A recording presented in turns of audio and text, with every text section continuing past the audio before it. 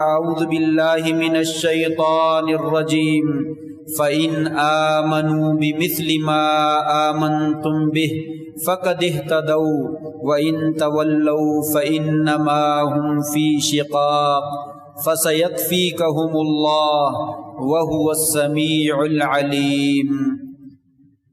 اگر وہ لوگ ایمان لائیں اسی جیسا ایمان جیسا کہ تم ایمان لائے ہو، پس تحقیق وہ ہدایت پا جائیں گے، اور اگر وہ اعراض کریں، منہ موڑیں، تو یقیناً وہ بڑے اختلاف میں ہیں۔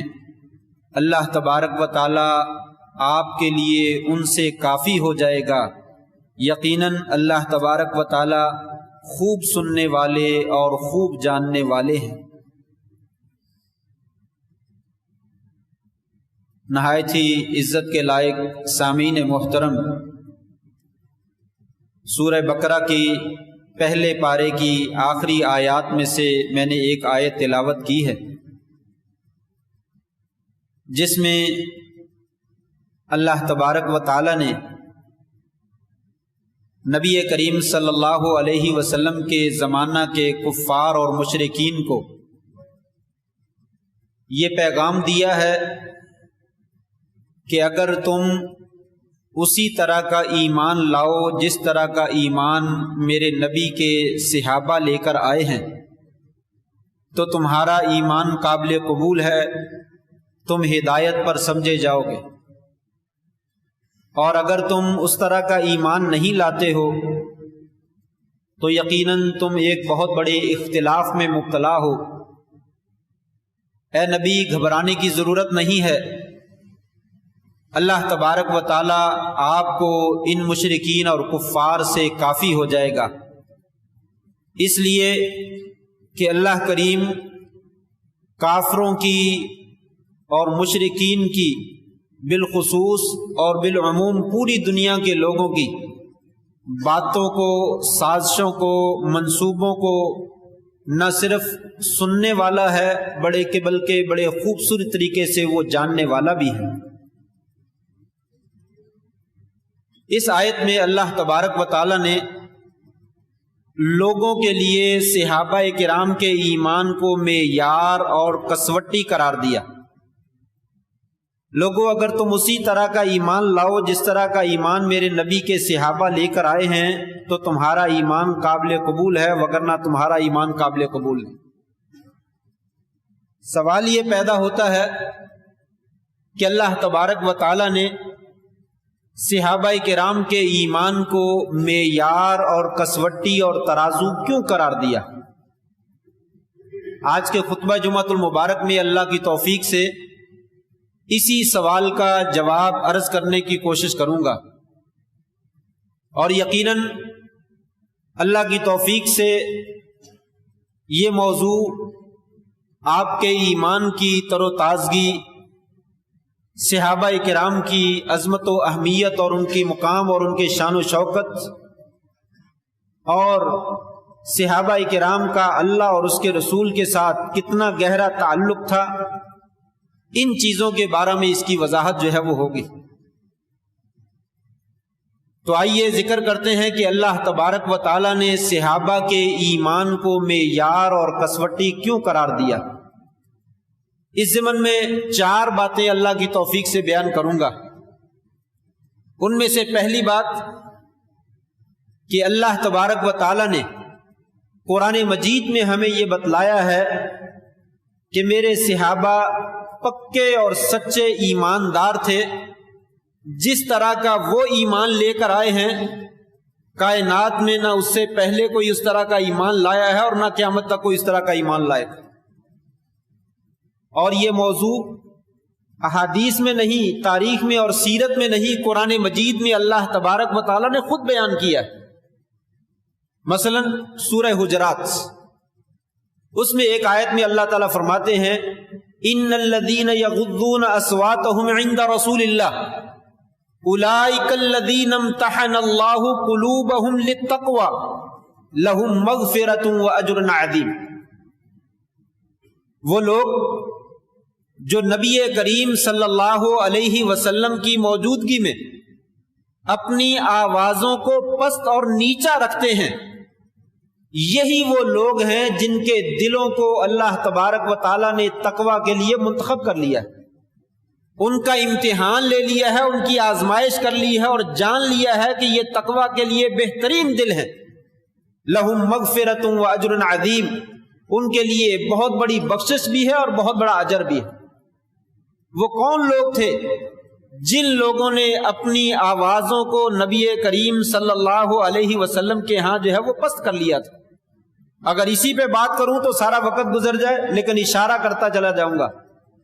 حضرت عمر رضی اللہ تعالیٰ عنہ اور اب حضرت ابو بکر صدیق رضی اللہ تعالیٰ عنہ، ان کا کسی بات پہ آپس میں جھگڑا پیدا ہوا اور قریب میں نبی کریم صلی اللہ علیہ وسلم موجود تھے اور ان کی آوازیں بلند ہو گئی۔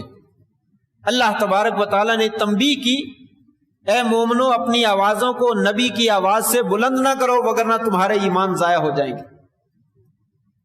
حدیث میں آتا ہے کہ حضرت عمر فاروق رضی اللہ تعالیٰ عنہ اس واقعے کے بعد اتنی زیادہ پست آواز میں بات کیا کرتے تھے کہ نبی کریم صلی اللہ علیہ وسلم جب تک دوسری مرتبہ نہ پوچھ لیتے آپ کو پتہ نہیں چلتا تھا، عمر تو نے کیا کہا، دوبارہ بتلاؤ۔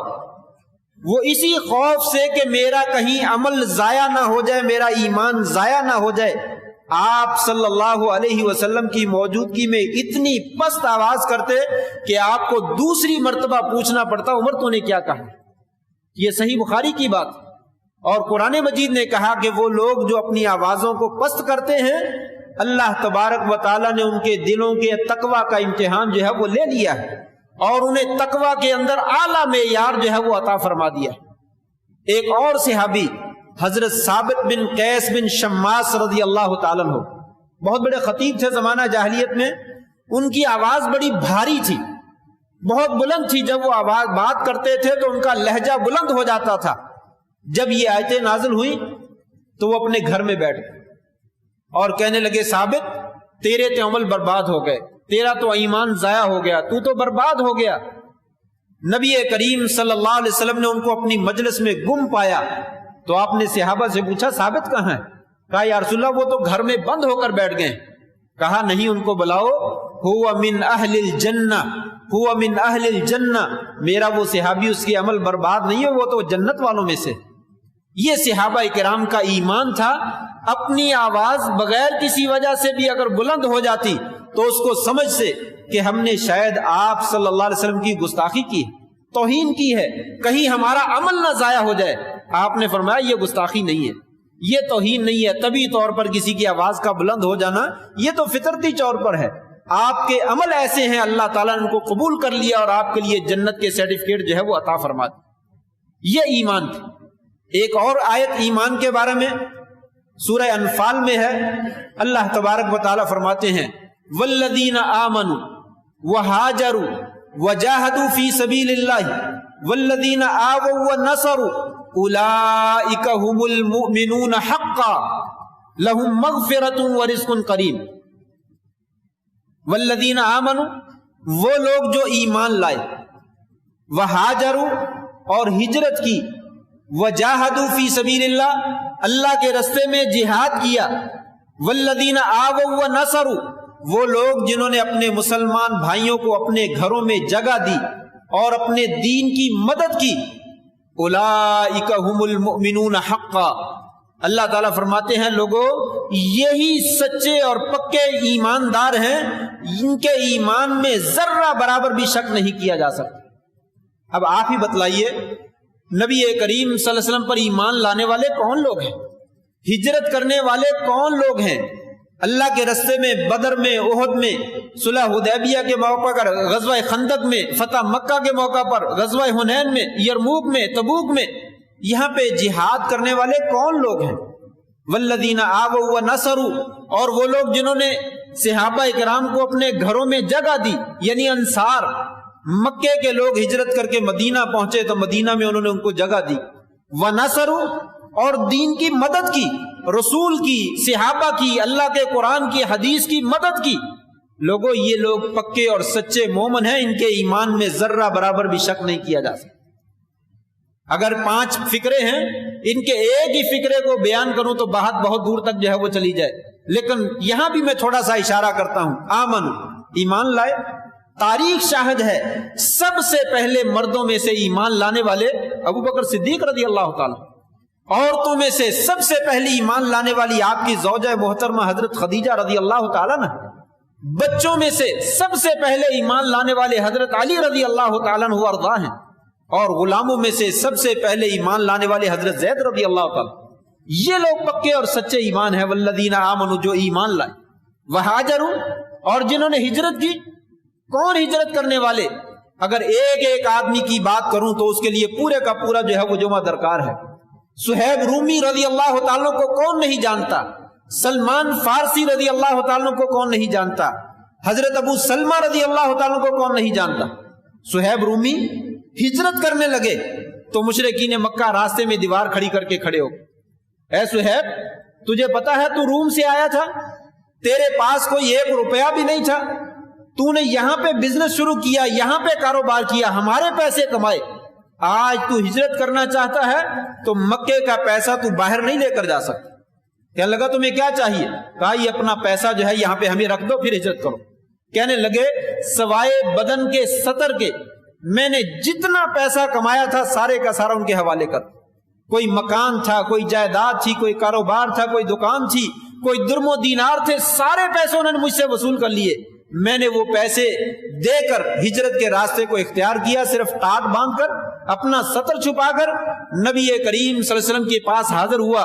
کہا یا رسول اللہ سب کچھ مکہ میں لٹا کر آ گیا ہوں اور آپ کی محبت میں آپ کے پاس مدینہ میں پہنچ گیا ہوں۔ کہا صہیب گھبراؤ نہیں، تم ایمان بچا کر لائے ہو، سب کچھ بچا کر لائے ہو، کچھ بھی لٹا کر نہیں آئے۔ یہ ہجرت کرنے والے۔ سلمان فارسی کہاں فارس سے چلے، پتا چلا کہ دین ایک نبی آنے والا ہے اور اس کے پاس پکا اور سچا دین ہے۔ اپنے پیسے جمع کیے، قافلے والوں کو ساتھ کہا کہ مجھے لے چلو، انہوں نے ساتھ میں لے لیا، گرفتار کر لیا، غلام بنا کر بیچ دیا۔ بکتے بکاتے چلتے چلاتے مدینہ میں ایک یہودی کے پاس جو ہے وہ غلام بن کر رہے اور انتظار کرتے رہے رسول اللہ صلی اللہ علیہ وسلم جو ہے وہ کب نمودار ہوں گے اور نبوت کا دعویٰ کریں گے اور میں آپ پر جو ہے وہ ایمان لاؤں گا۔ جب آپ نے نبوت کا دعویٰ کیا، طویل قصہ ہے، کبھی موقع ملا تو انشاءاللہ ضرور بتلاؤں گا، وہاں پہ آپ ایمان لائے ساری قربانیاں دینے کے بعد۔ ایسے ہی اشخاص کے بارے میں آپ نے فرمایا تھا کہ اگر دین اور ایمان سریا ستارے پر بھی ہوتا تو فارس کے کچھ ایسے لوگ ہیں وہ وہاں پہ بھی پہنچ کر دین کو جو ہے وہ حاصل کرنے کی کوشش کرتے، وہاں پہ بھی پہنچ کر جو ہے وہ اللہ اور اس کے رسول پر جو ہے وہ ایمان لاتے۔ ابو سلمہ رضی اللہ تعالیٰ عنہ جب ہجرت کرنے لگے تو ان سے کہا گا یہ بیوی کو کہاں ساتھ لے کر جا رہی، یہ تو ہماری لڑکی ہے، یہ تو ہمارے خاندان کی عورت، اس کو نہیں لے جا سکتے، اپنے بچوں کو نہیں لے جا سکتے۔ کہا بیوی بھی قربان ہے، بچے بھی قربان ہیں، گھر جو ہے وہ قربان کر کے ہجرت کر کے جو ہے وہ مدینہ میں پہنچ گئے۔ والذین آمنوا وہاجروا وجاہدوا فی سبیل اللہ، اللہ کے راستے میں جہاد کیا، پھر کبھی بیان کروں گا۔ والذین آووا ونصروا، وہ لوگ جنہوں نے مہاجرین کو اپنے گھروں میں جگہ تھی۔ آپ صلی اللہ علیہ وسلم نے انصار اور مہاجرین کے درمیان بھائی چارہ اور اخوت پیدا کی اور وہ بھائی بھائی بنایا تو کیسا بنایا؟ صرف ایک ہی واقعہ، عبد الرحمن ابن عوف اور غالباً ان کے ساتھ سعد بن الربیع رضی اللہ تعالیٰ عنہ، ان کو بھائی بھائی بنا دیا۔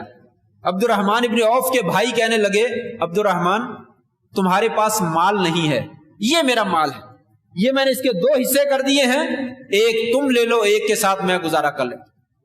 اے عبد الرحمن میری 2 بیویاں ہیں، تم ایک بیوی کی طرف اشارہ کرو، میں اس کو طلاق دیتا ہوں، تم اس سے شادی کر لو، تم میرے بھائی ہو دین کے اندر، اللہ نے تمہیں میرا بھائی بنایا ہے، تمہیں میں اپنی بیوی بھی دینے کے لیے تیار۔ اللہ اکبر، یہ اخوت تھی۔ والذین آووا ونصروا، وہ لوگ جنہوں نے مہاجرین کو اپنے گھروں میں جگہ دی اور ان کو پورے کا پورا مقام دیا اور اپنا سب کچھ ان کے لیے قربان کر دیا۔ آج تو 1 روپیہ دینے کے لیے کوئی کسی کو تیار نہیں ہے، چے جائے کہ بغیر کسی وجہ کے آدھی جائیداد اس کے نام پہ لگا دے، اپنی ایک بیوی کا رشتہ دینے کے لیے انسان جو ہے وہ تیار ہو جائے۔ والذین آووا ونصروا، جنہوں نے مدد بھی کی اللہ کی، اس کے رسول کی، اس کے دین کی۔ کس طرح کی مدد کی؟ اگر سارے واقعات ذکر کروں تو پوری زندگی درکار ہے۔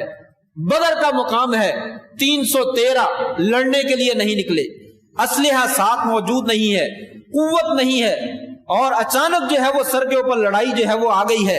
اس وقت آپ نے انصار اور مہاجرین سے پوچھا کیا رائے ہے؟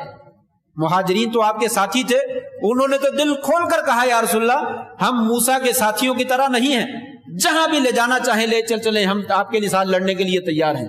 لیکن آپ انصار کی رائے لینا چاہتے تھے، قربان جائیے۔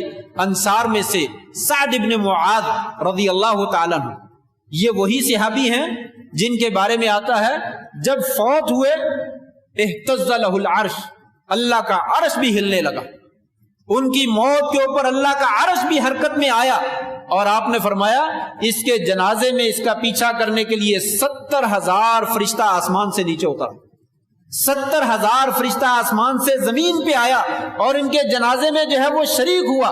وہ سعد ابن معاذ رضی اللہ تعالیٰ عنہ کھڑے ہوئے، کہنے لگے اے اللہ کے رسول صلی اللہ علیہ وسلم، آپ نے ہمارا ارادہ کیا ہے، آپ جانتے ہیں ہم آپ پر ایمان لائے، آمناک وصدقناک، ہم آپ پر ایمان بھی لائے، آپ کے ایمان کی ہم نے تصدیق بھی کی، اور اس کے اوپر ہم نے آپ کو ہر طرح کا وعدہ اور میثاق دیا، ہم نے عزم کیا اور اپنے میثاق کے ذریعے سے واضح کیا یا رسول اللہ ہم آپ کے ساتھ ہیں۔ اے اللہ کے رسول صلی اللہ علیہ وسلم، آپ جس کے ساتھ تعلق جوڑنا چاہیں جوڑیے، ہم بھی آپ کے ساتھ جوڑیں گے، جس کے ساتھ تعلق توڑنا چاہیں توڑیے، ہم اس کے ساتھ تعلق توڑ دیں گے، آپ ہمارے مالوں میں سے جون سا مال لینا چاہیں وہ لے لیجئے، اور جون سا مال آپ چھوڑنا چاہیں چھوڑ دیجئے، جو آپ ہمارا مال وصول کریں گے ہمارے نزدیک وہ ہمارا بہترین اور قیمتی مال ہوگا اور ہمیں زیادہ محبوب ہوگا۔ اے اللہ کے رسول صلی اللہ علیہ وسلم، گھبرائیے نہیں، آپ اگر ہمیں لے کر دریا میں سمندر میں کودنا چاہیں ہمیں حکم دیجئے، ہم آپ کے پیچھے دریا اور سمندر میں کودنے کے لیے تیار ہیں، اور ہمارے مدینہ کے انصار میں سے ایک بندہ بھی پیچھے نہیں رہے گا، ایک بندہ بھی پیچھے نہیں رہے گا۔ والذین آووا ونصروا، وہ لوگ جنہوں نے مدینہ کے مکہ کے مہاجرین کو اپنے مدینہ میں جگہ بھی دی اور اللہ اور اس کے رسول کی مدد بھی کی، اولئک ھم المؤمنون حقا، لوگوں یہی پکے اور سچے ایماندار ہیں جن کے ایمان کو میں نے تمہارے لیے کسوٹی اور معیار قرار دیا۔ یہ ہے پکا اور سچا ایمان۔ پہلی بات کہ اللہ تبارک و تعالی نے صحابہ کے ایمان کو ہمارے لیے معیار کیوں قرار دیا؟ اس لیے کہ نبی کے صحابہ اس طرح کا ایمان لائے کائنات میں اس کی نظیر جو ہے وہ نہیں ملتی، اور اس کی شہادتیں اللہ تبارک و تعالیٰ نے قرآن مجید میں بیان کی، قصے کہانیوں میں نہیں ہے، تاریخ میں نہیں ہے، نٹ میں نہیں ہے، قرآن مجید میں ہے۔ صرف 2 آیتیں میں نے ذکر کیا، وگرنہ بے شمار آیات جو ہے وہ موجود ہے۔ نمبر 2، دوسرا سبب صحابہ کے ایمان کو ہمارے لیے معیار کیوں قرار دیا گیا؟ اس لیے کہ اللہ تبارک و تعالیٰ نے نبی کے صحابہ کو آپ کا ساتھی قرار دیا، آپ کے دوست قرار دیا، آپ کے ہم مجلس قرار دیا، آپ کے ساتھ اٹھنے اور بیٹھنے والے قرار دیا۔ اگر نبی کے صحابہ اور نبی کے ساتھی ہی قابل اعتبار نہیں ہیں تو دنیا میں پھر کوئی بھی بندہ قابل اعتبار۔ محمد الرسول اللہ والذین معہ اشداء علی الکفار رحماء بینہم تراہم رکعا سجدا یبتغون فضلا من اللہ ورضوانا سیماہم فی وجوہہم من اثر السجود ذالک مثلہم فی التوراۃ الی آخر الآیہ۔ فرمایا لوگوں، محمد صلی اللہ علیہ وسلم اللہ کے رسول ہیں، اور وہ لوگ جو آپ کے ساتھی اور دوست اور اصحاب ہیں وہ کافروں پہ بڑے سخت ہیں، آپس میں بڑے رحم دل ہیں۔ آپ جو ہے وہ دیکھتا ہے کہ وہ رکوع کی حالت میں ہیں، سجدے کی حالت میں ہیں، ہر وقت اللہ کی رضا ہی چاہتے ہیں، ان کے چہروں پر سجدے اور رکوع کی وجہ سے نشانات جو ہے وہ موجود ہیں۔ اللہ تعالیٰ نے ان کے ایمان کی گارنٹیاں تورات میں اور انجیل میں اور آسمانی سابقہ کتابوں میں بھی دی ہیں اور قرآن مجید میں بھی بیان فرمائی۔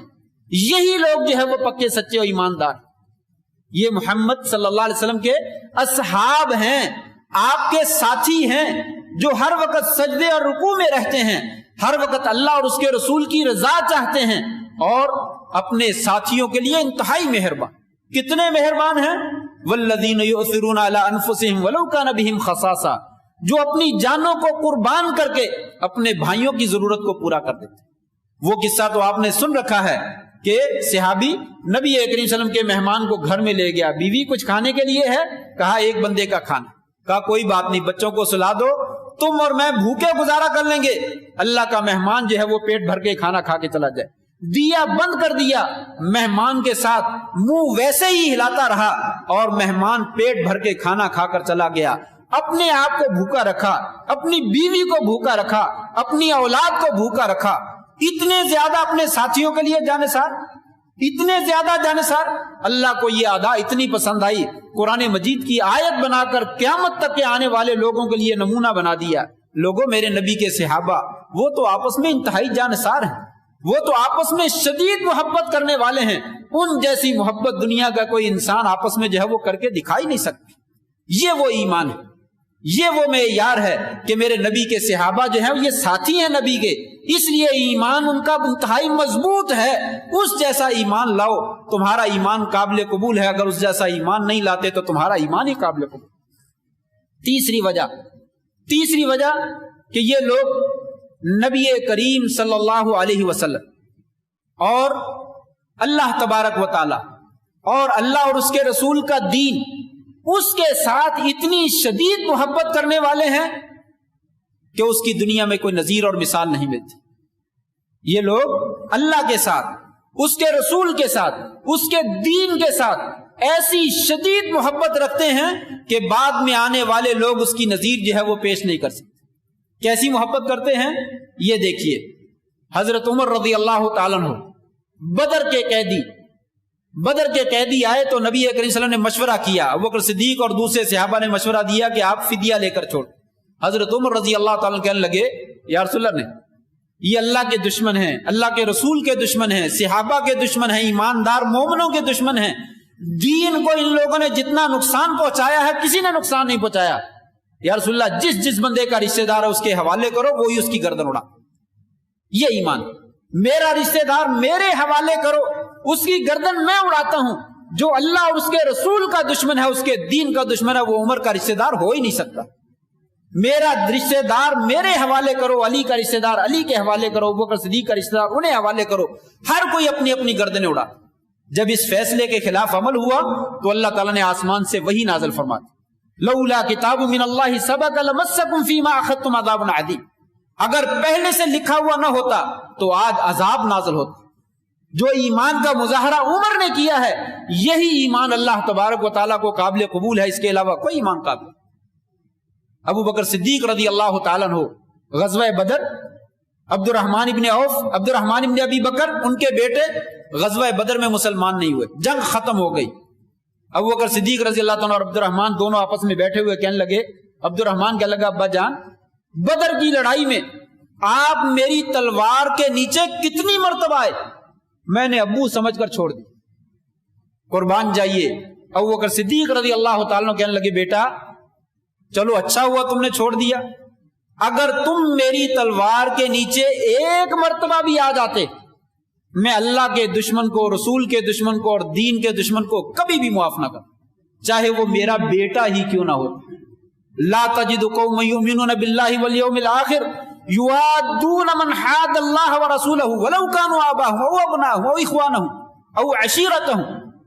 اللہ تعالیٰ فرماتے ہیں میرے نبی کے صحابہ ایسے دین کے ساتھ شدید محبت کرنے والے ہیں، وہ ایسے لوگوں سے بالکل دوستی نہیں کرتے جو اللہ کے دشمن ہے، اس کے دین کے دشمن ہے، اس کے رسول کے دشمن ہے، چاہے وہ ان کے ماں باپ ہی کیوں نہ ہو، وہ ان کے بہن بھائی کیوں نہ، ان کی اولاد ہی کیوں نہ ہو۔ یہی لوگ ہیں ان کے دلوں میں اللہ تعالیٰ نے ایمان کو داخل کر دیا۔